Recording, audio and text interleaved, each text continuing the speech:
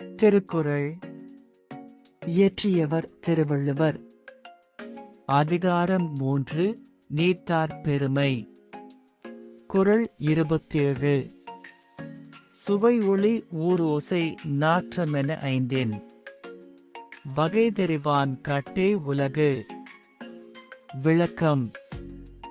சுவை, ஒளி, ஊறு, ஓசை, நாற்றம் என்று கூறப்படும் 5 புலன்களின் வழி பிறக்கும் ஆசைகளை அறுத்து எரிபவனின் வசப்பட்டதே இவ்வுலகம்.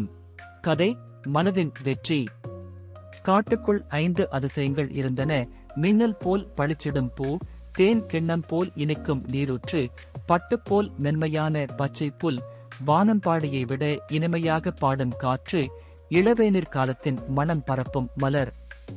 இந்த 5ம் ஒன்றாகச் சேர்ந்தால் கனவுக்காட்டு விலங்கு என்ற பெரும் சக்தி வெளிவரும் என்று புராணம் கூறியது. பலர் வந்து அந்த அதிசயங்களை தேடினர்.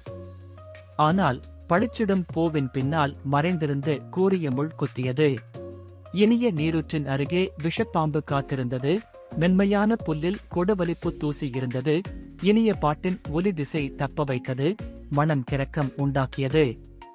அவர்களின் புலன் ஆசைகள், பார்வை, சுவை, தொடு உணர்வு, கேள்வி, மோப்பம் அவர்களை அந்த குழப்பத்தில் சிக்க வைத்தன. கடைசியில் ஒரு அமைதியான முனிவர் வந்தார். அவர் பூவின் ஒளியில் மயங்கவில்லை, நீரூற்றின் சுவையை நாடவில்லை, புல்லை தொடவில்லை, பாட்டில் கவனம் செலுத்தவில்லை, மனத்தில் மூழ்கவில்லை. தன் 5 கட்டுப்படுத்தி அமைதியுடன் நடந்தார்.